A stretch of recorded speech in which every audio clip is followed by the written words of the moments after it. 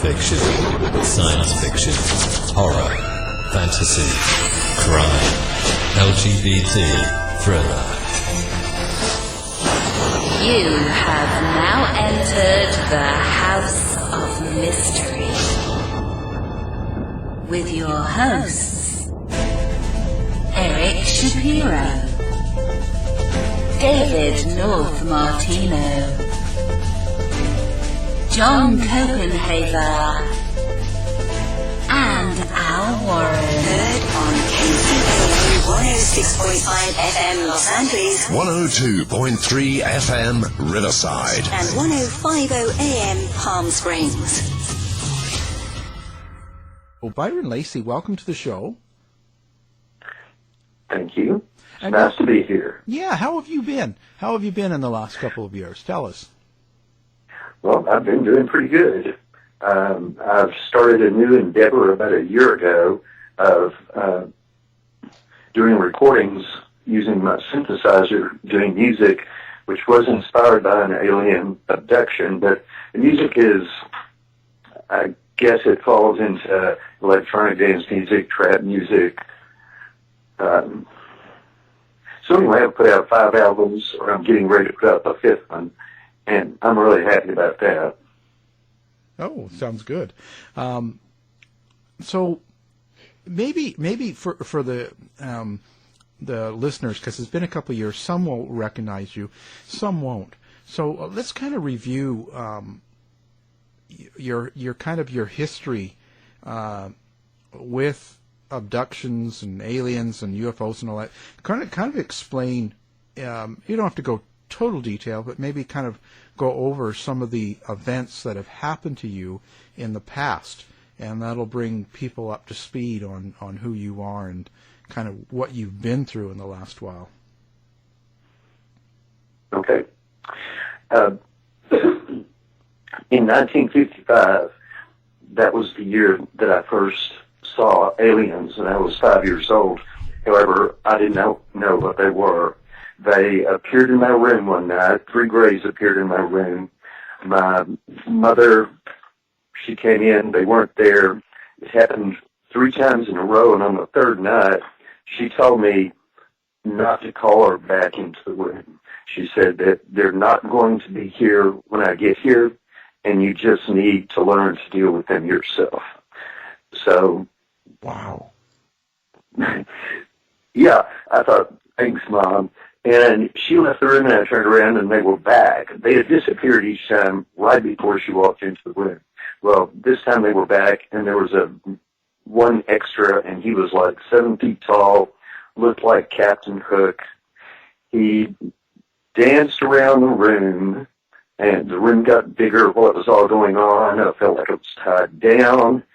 And just about the time I was really going to get ready to panic, because at 5 years old, I had never heard of aliens. I didn't know what these were at all, period. I just didn't know. And before I panicked, though, everything was back to normal, and they were gone.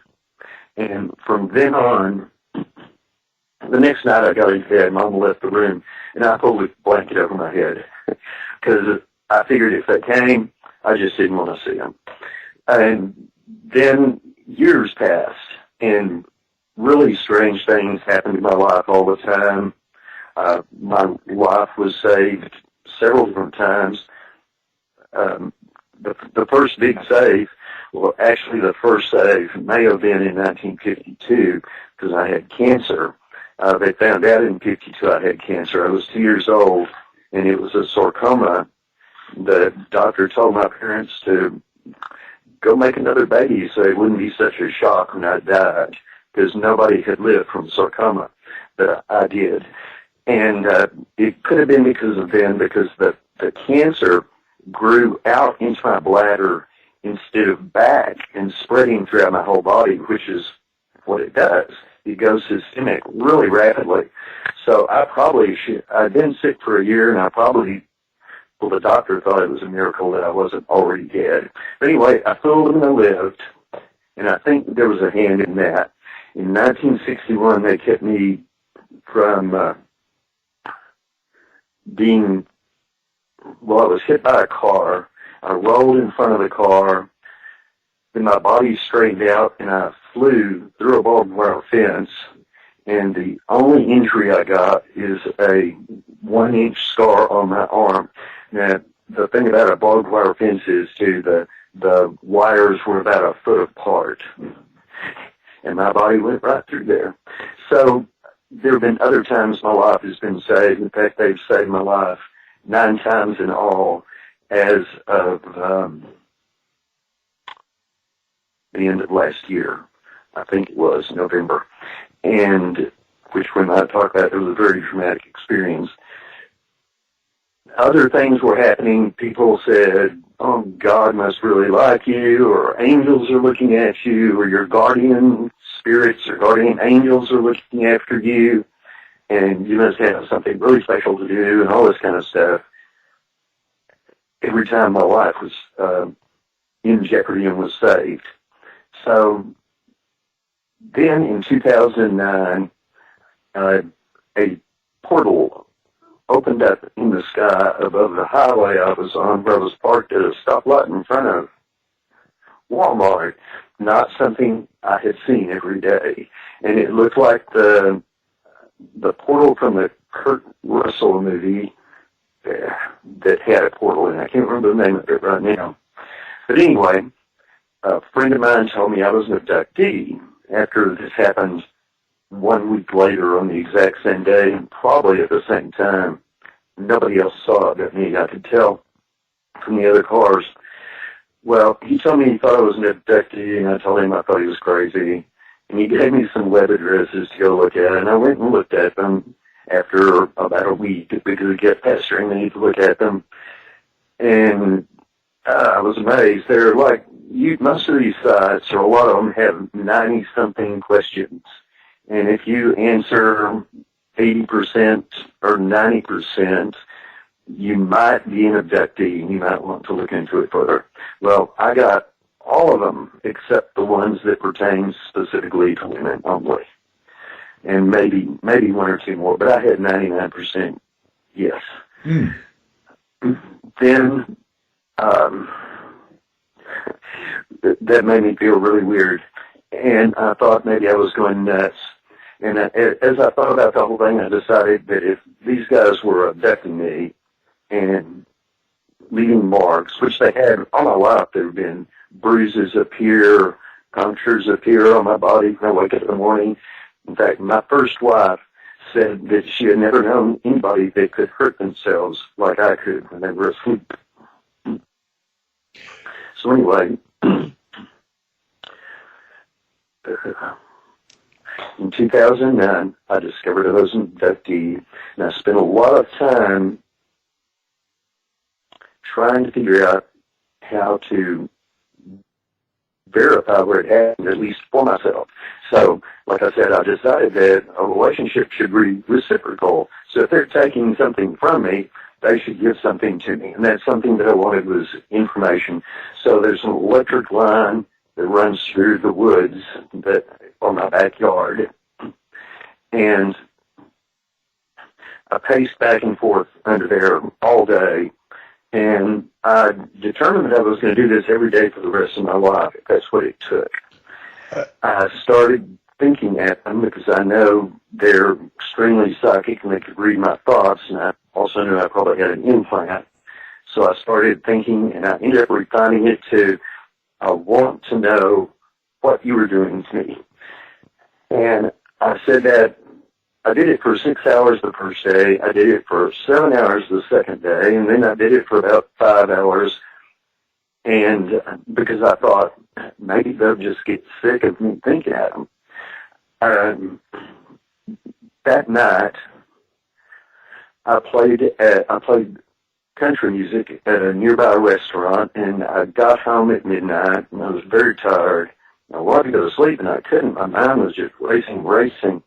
So anyway, I put on a meditation CD, and boom, I wasn't in my room anymore. I was in a different room. Actually, I was in a hammock that was hung from side to side instead of ends to ends, and you couldn't see outside of it except at the two ends.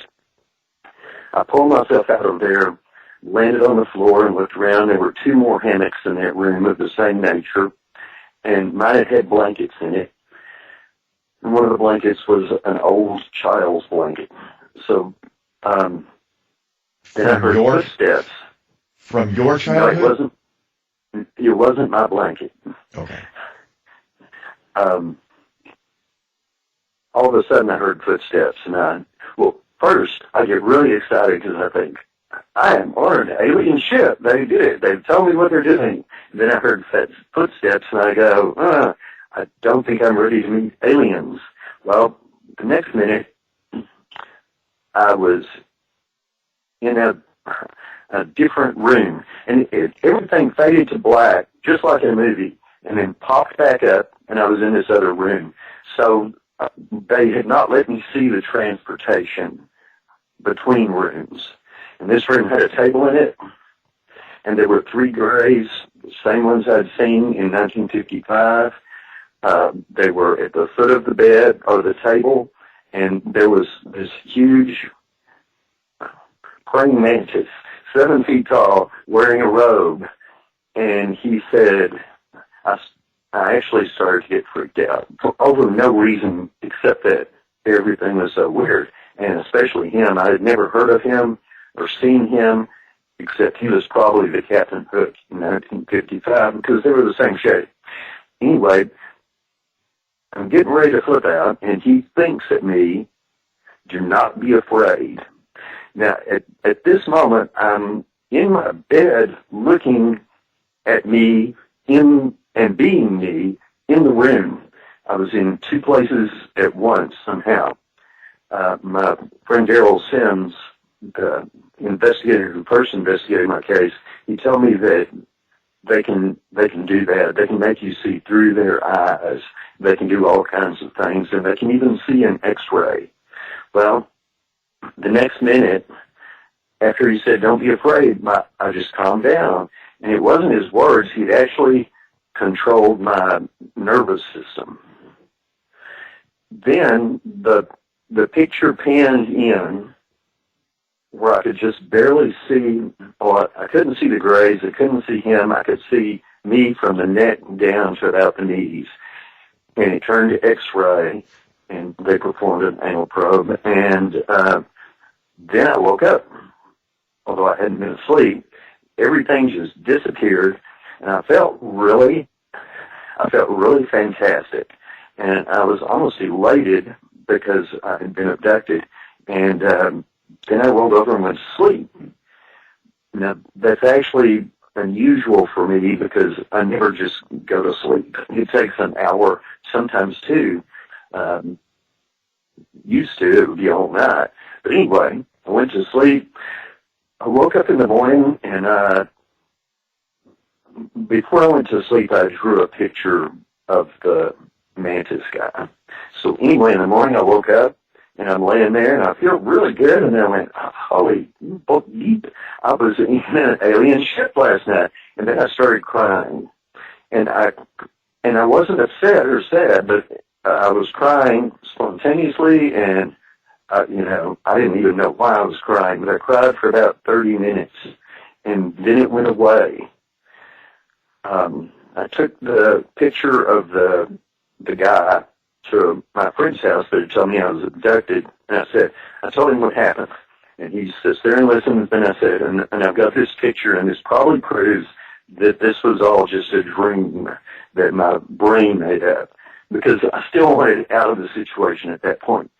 Well, he turns around and types in something on his computer, and he brings up a drawing that's almost identical to my drawing that was done by an older child who had been abducted, and he told me then that it was a mantis. So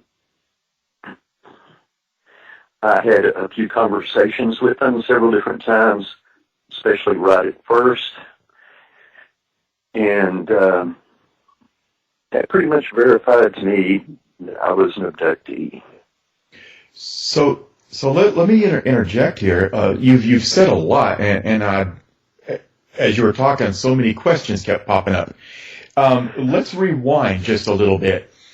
Okay. You were wondering what was going on with you throughout your life because you were having these peculiar experiences that you attributed to alien contact. So whenever you decided that you wanted to confront these beings, you sat under a high tension wire or paste. Yes, that's the perfect word. Oh, okay. So what were your hopes in doing that? Why? I mean, if you were going to broadcast to them or think at them, as you say, why not just do that? What were you hoping that this high tension wires would do?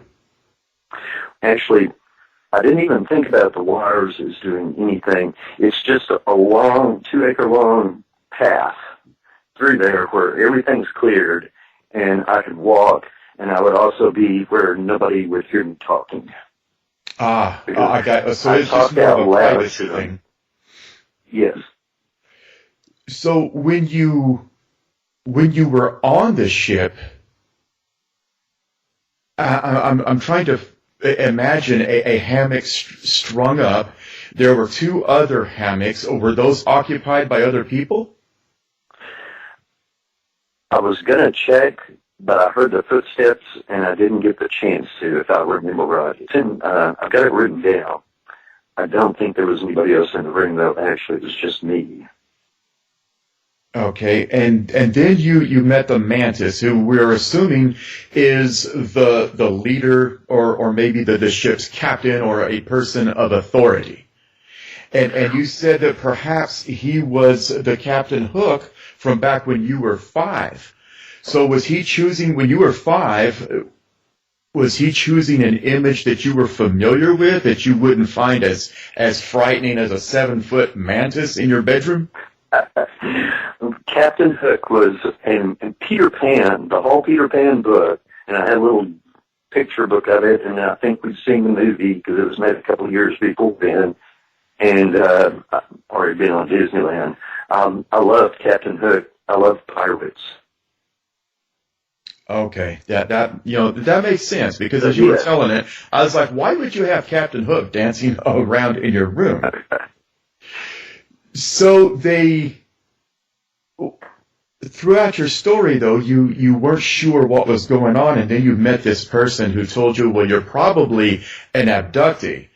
Were you missing time, or what happened to you that you went to him and thought that, and perhaps he suggested to you that you were an abductee?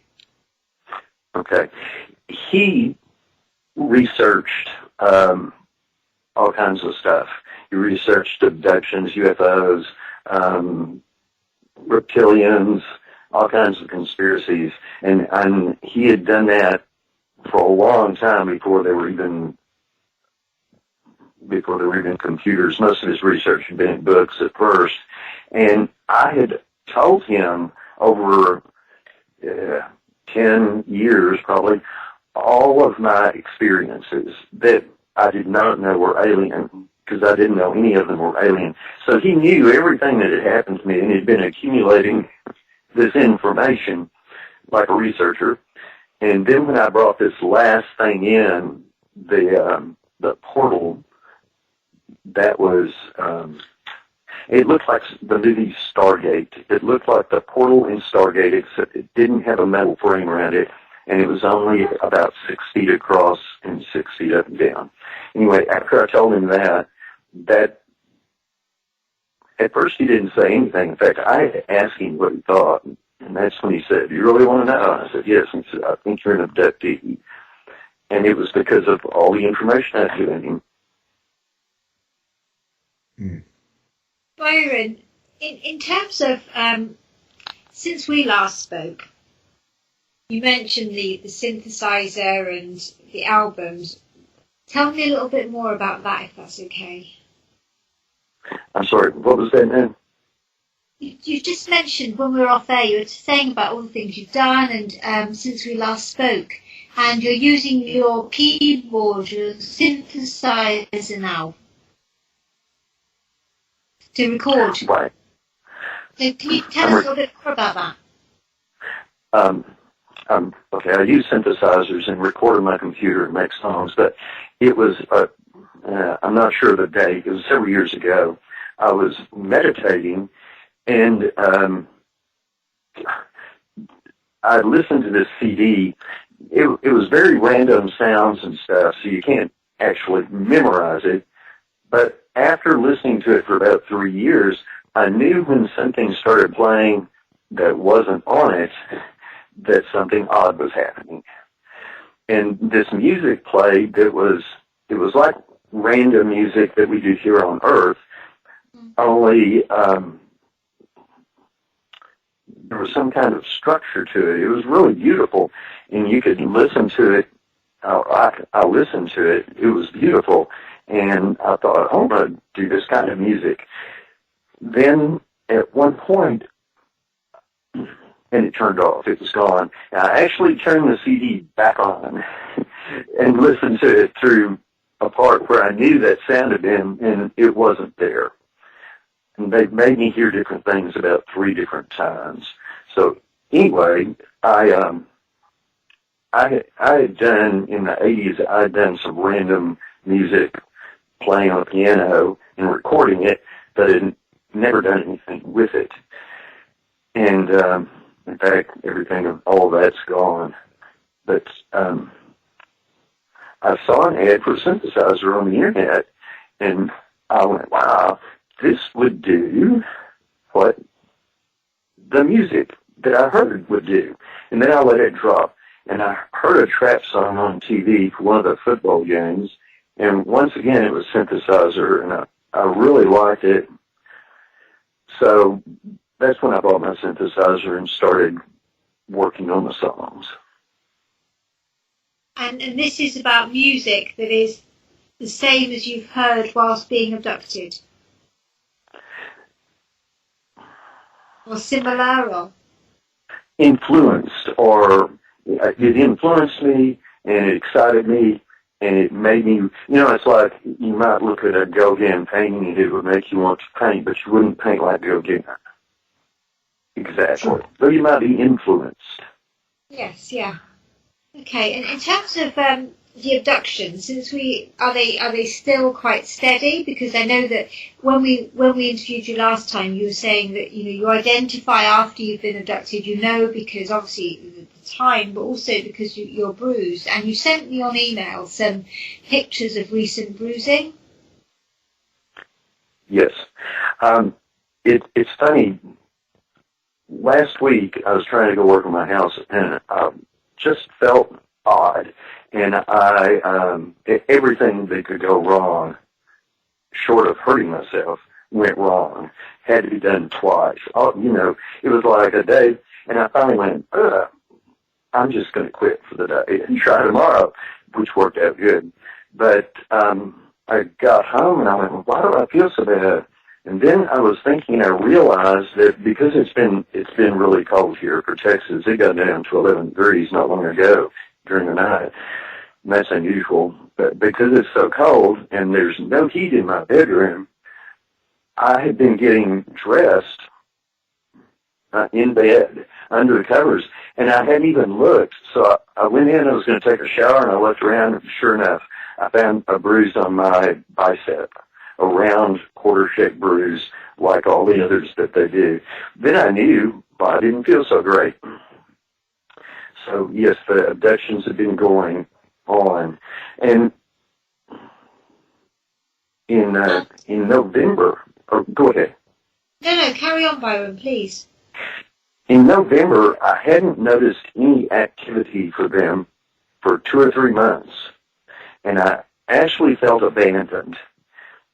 And from other abductees I've talked to, they experience the same kind of thing sometimes. People will go, I think they're just gone. And then, of course, they're not gone. And it can also mean that they're doing things that don't leave marks. So, but I was beginning to think they were gone. And I was coming home from a restaurant in town. It was 6 o'clock, and it was very dark because the clouds were covering the moon. I was on a highway that the speed limit is 75 miles an hour, and I was getting ready to pass this truck, but he pulled into the lane and put on his blinkers first and passed a car in front of him, which I let him do, and then I decided to pass him. And I got halfway down his truck, and I saw out of my peripheral vision that he was pulling into my lane. So I swerved into the turn lane, and then I saw he was still coming. He was pulling into the turn lane. And at that point, we reached the top of a small hill, both of us, and I look ahead, and I'm going, what is that? Because I saw this bar going across the highway. Like a metal bar. And then I go, oh, crap, it's a truck. And there was a 18-wheeler flatbed blocking all 4 lanes in the turn lane. And I'm about 45 feet from it. And I'm going now because when I see him pulling into the turn lane, I think if I stop or if I slow down, the back of his truck's going to hit me. So I hit the gas, and I'm going like 77 miles an hour, and I see that I'm 45 feet from a truck. And at that point, apparently, he saw it too, because he quit coming into my lane, and I saw his stop lights come on, and I slammed on my brake. And I slammed it on, but with the anti-lock brakes, it kept going on and off, on and off, on and off, which is good. It might have flipped my truck. So I'm slowing down. He smashes into the truck. I'm 20 feet from it. I'm going, and I looked down at my speedometer. It's really weird, too. I wasn't excited or upset. I didn't care that I was probably going to die. I was fine with all of that. But I had all this time. It seemed like an infinite amount of time, and we're only talking about 3 or 4 or 5 seconds. I slam on the brake. He crashes into the truck. Part of his fender shoots across in front of my car. Boards come off of the truck and fly across in front of my car. I don't know why they didn't come towards me. And I look at the speedometer, and I'm 20 feet from the truck, and I'm going 60 miles an hour. And I said, this is just not slowing down enough. And then I go, are you guys actually going to let me die this time? And the car slowed down to 0 in about 5 feet. I stopped 5 feet from the truck. So in 15 feet, the car went from 60 to 0. And to go from 75 to 0 takes 315 feet. So you've come to see them as a type of guardian or a type of friend, then? Yes, both. They're also my spiritual teachers, and a lot of people who are abducted or contacted, whatever you want to call it. I think of myself more as a contactee now, but a lot of people, they're their spiritual teachers, and there have been lots of people that have been saved by them. And that just, I always go, why are they saving my life?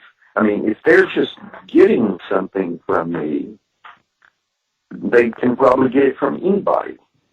Is this thing that they're getting, am I a good source? Surely, a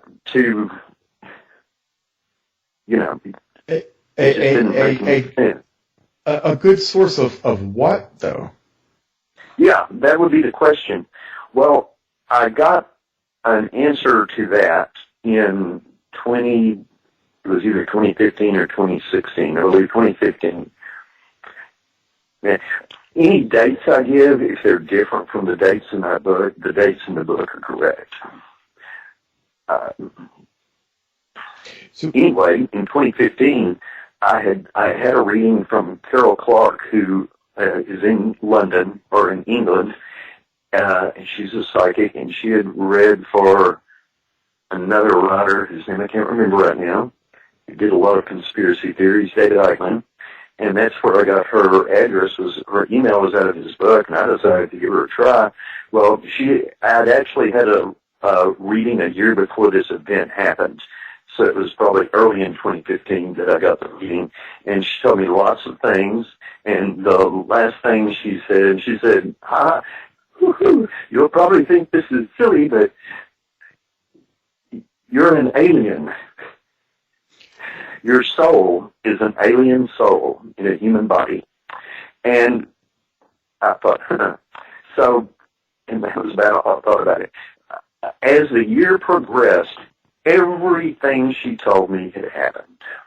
She had been like, I would say 99 to 100% accurate, except, so I was left, because for some reason I'd been analyzing what she told me, and she was extremely accurate. Something else had just happened. It wasn't big, but it was something else that made me think about it. And then I went, well, if all of this has happened, why would that one thing be incorrect? So I started meditating. Go ahead.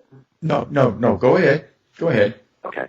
I started meditating and trying to either feel or to accept that I was an alien soul.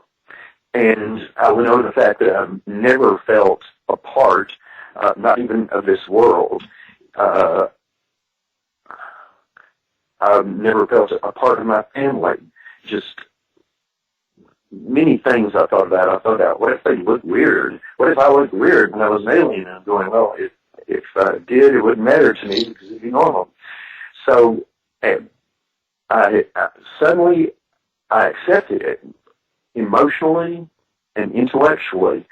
And at that instant, it felt like two fingers shoved into my head. It didn't hurt, though.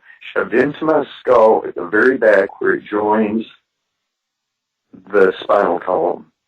And it grabbed me, the me that's not the physical body. It grabbed my soul, it grabbed it, and it started pulling me out.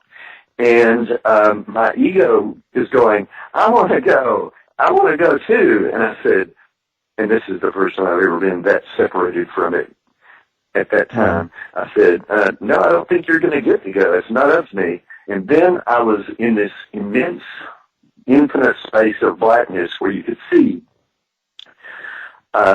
So it's like it had light. There was no light. I can't even explain that. And in front of me was this wall of a geometric pattern made out of light, the outlines, like it was made out of like neon lights. And in front of it were these three beings that looked like they would probably be 7 or 8 feet tall if they were standing up, but they were in chairs. Once again, everything made out of these lines of light. And I myself was a sphere. And one of them, well, first off, I heard, and it wasn't coming from them, I don't think, the Council of Three. Then one of them thought at me, he spoke with me telepathically, and he said, we've been waiting for you to realize this. We're very proud of you. Then at that point, a bunch of information just started pouring into my head so fast, I couldn't even catch up with it or anything. And then I started receding from the thing just like I had come in. I started going backwards the same way, and I saw this cookie cutter shape outline of me. It looked like me made out of fog or plasma. Mm-hmm. And right before I went in my body, it joined with me, and we popped into my body. And what I've been told by some psychics, and then what I've also realized from the information they gave me, that was that they gave me part of my higher self that had been left there, because that's where I'm from that dimension. It's just a different dimension, and there's not all that much physical about it, but when we come here, we materialize physically. Now, that's not what happened to me, but, well, it may have at other times. Like, It's sort of like the effort plane, in my opinion, and they can create whatever they need just through thought. And if they create it through where they are and move it here, it automatically becomes physical. Yes, The way it material, works. from a spiritual or energy to a material plane. Right. So we're starting to run a little bit short on time, and we still have so many questions. But Byron, I would be remiss to the listeners if I didn't ask this question, and I don't mean it to sound disrespectful, but a lot of people that would have experiences such as yours would find them rather traumatic. Yet you're saying that in recent years you've found them more enjoyable to the fact that where you've become friends and spiritual guides with them. Have you, throughout from your childhood until this point, have you been to any other type of a counselor other than psychic or mediums, or have you experienced any clinical counseling? And what was their opinion of all of this? He thought it was really strange. And he was a hypnotherapist, but we weren't doing anything about aliens because I didn't know about them at all. I ended up with hypoglycemia in 1985, and or 84. It lasted a year, and hypoglycemia is a very bad condition to be in when your blood sugar falls, especially if you don't know that's what it is. And 3 different times I thought about committing suicide just because it was like I would pick up a gun and lay it on my chest and go, do I really want to go through with this today? Do I really want to be alive and waste my time having to be asleep or in bed with a pillow over my head, even though I didn't sleep all day long? And I thought, well, I'll call Tom, see if I can get in. Well, I called him, and he said, wow, sure, come on. I just had a cancellation. That happened in 2 weeks. That happened 3 times. And the third time I'm in his office, and he said he'd hypnotized me to hang on to life like I did when I had cancer. And he said, you know, I never, ever have cancellations. Ever. And the last 3 times you have needed me, I've had a cancellation right before you called. He said, it's like something or somebody is watching out for you. So Absolutely. Anyway, we discovered I had hypoglycemia. I changed my diet. I was vegetarian at that point. The doctor said, you can't be a vegetarian and you'll die. If you want to die, go ahead. So I started eating meat, and I got better really fast. It was amazing. I was looking at this painting on my wall. It was a white red that I had done. And while I'm saying that, you know, the red just gets darker and darker and brighter. And I'm going, wow, I didn't know my eyes had been washed out like that. But hypoglycemia does that, or low blood sugar. So anyway, when he was telling me that I didn't need him anymore, which I was going, ah, because I didn't want to let go of a security blanket. Now he said, you don't need me anymore. And he said he wished he had known I had hypoglycemia, or at least he realized that he had figured it out because his sister was doing research on the mental effects of hypoglycemia. He said, you're probably not going to be as happy as most people because you're too realistic. He said, or because you're realistic and you don't lie to yourself. Most people lie to themselves to make themselves happy. But otherwise, you're perfectly sane. You do think a little bit differently from other people. He said, like some people say when you turn up the thermostat, I can't remember. When I turn up the thermostat, it might make it colder or it might make it hotter, but apparently if you turn it down, it makes it colder or whatever. So anyway, we get the gist. And he said, I have an extremely high IQ. He'd given me IQ tests, and he said, but you're fine. So here's another theory, that all of these experiences happen throughout your life, and every time that something has happened, you've gone to somebody who has told you that you're an abductee. What's the chances that all of these experiences are happening to you, but you're looking for a cause for them? Why is this happening to me? And you created these abductions.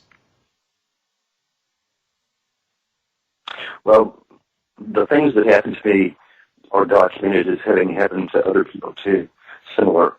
Mm-hmm. And at first, like I said before, 2009, I thought it was guardian angels or spirit guides. I was very involved in New Age thought, some, or Carlos Castaneda.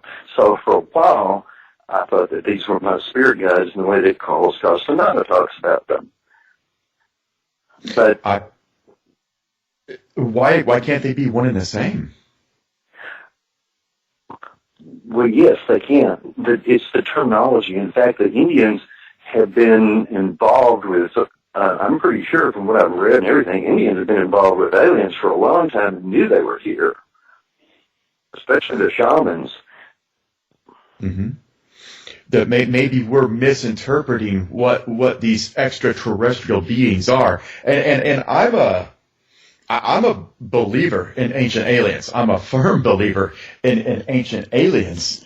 But it's almost as if why are these things happening to you? Why, what is their end game with you? And again, I don't want to forget to ask this. Have you ever looked for the implant or taken x-rays or have found it? And what is its purpose? I have 3 scoop marks on my leg, and Daryl Sims has told me that they wrap implants in those and stick them in your body to keep it from being rejected.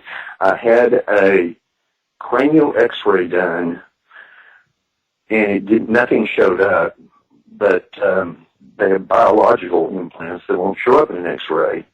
The doctor did say that I had no arthritis whatsoever, and you're actually healthier skeletally than I am. I'm one of them, and I was sent here. I volunteered. You volunteered? Yes, to come to Earth. My mission was to write a book to help other abductees, contactees, to help with disclosure by writing my book, because it's another little puzzle piece if people want to look at it and take it seriously, and to be creative, to raise my consciousness, to help raise the consciousness of the entire planet, because it's like rats running a maze. When one rat learns to run a very difficult maze, all rats all over the world can suddenly start running it quickly. So if one person raises their consciousness, then that raises the consciousness for everyone, just a drop. And there are a lot of people doing this, not just me. Mm-hmm. So in order to raise our consciousness, what is your contribution? Well, by doing work on myself. And you see, when I was born here, I lost pretty much everything that I had where I came from. Because where I came from, we're what you would call enlightened. It's just a natural process that you become enlightened. You don't work for it. Here on Earth, we work for it. And from the contact I've had with aliens, they don't have an ego. And an ego seems to be what impedes us. Oh, agreed. I agree. And I've been working on learning to think without it.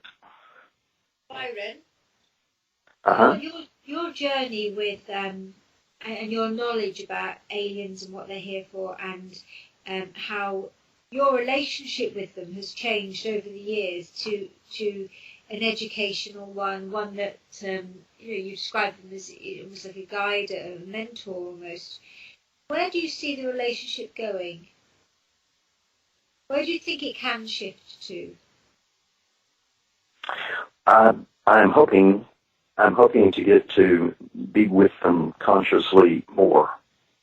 Uh-huh. And what would that And, be? well, if they take me to the same place they would before, it would be like being really spaced out in a heavy meditation, except being totally clear consciously at the same time.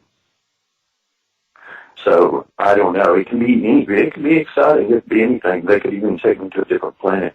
There's no telling.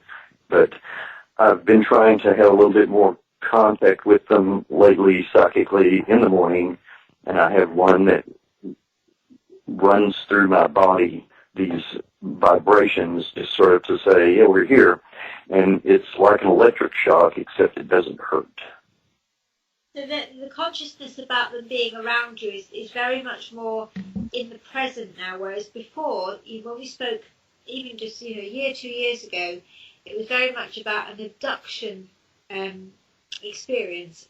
But now you're saying you can feel them around you a lot more than you ever have done. Yes. And it's funny, too. I've been having memories from when I was pre-verbal. Okay. And that's been sort of exciting, even though they would seem sort of mundane to everybody else. But I actually had a picture. I was trying to get a past memory. This is when this all started, and suddenly it was like a black tunnel, and then my child's potty chair that I was trained on appeared, like it was a real object. It was almost like a tunnel from one reality to another. And I noticed that there was a packet of emotional energy with this that was not pleasant, and I messed up and ran from it. I left it alone, but it still had a strange effect on me that suddenly I could do things. Suddenly I could go to sleep easier. I could go to sleep wearing clothes if I wanted to. It was like my first experience with them, only it wasn't with them at all, but it had opened up, I had opened up something in my subconscious that had been a festering wound since I was whatever age you are when you get potty trained, and it was gone. Well, Byron, we're running out of time, and I just feel like 2 years has been too long. Well, I'll talk with you anytime. Not so much more that we can learn from you and your experiences. I'd like to come back and talk with you again. Absolutely. I mean, this has been an incredible story. And we haven't even covered it all. No, we haven't. I think what Byron you bring to the table is this kind of really raw, honest account of your journey. And whilst there'll be a lot of people that would listen to an interview that is slightly different from others, so the views may be, people might feel quite extreme about abduction, but people listen to it and they're drawn into your story, and there's a credibility to your story for those people who may be more sceptical because of how you relay the story, and that you're able to, you're honest about it. You have seen different professionals, you have, had people almost kind of test that parameter with you of what you're experiencing, and you get it. You get that people will question things, but your story is credible because of the way you tell it and the impact it has on you. Well, thank you. I think they gave me some kind of abilities to be able to do my job. And that's what that cookie cutter shape partly was. My higher self, that I needed that to be able to move forward. I used to be too shy to be able to talk to people like this. I think you're doing incredibly. So thank you so much for coming on the show. It's been a pleasure, Byron. Thank you. I've enjoyed it myself. Awesome. Thank you. To find out more about our show, guests, or to listen to past shows from our archive, please go to www.houseofmysteryradio.com. Show's over for now. Was it as good for you as it was for me? Well, good night. This has been a production of Something Weird Media. I'll be back.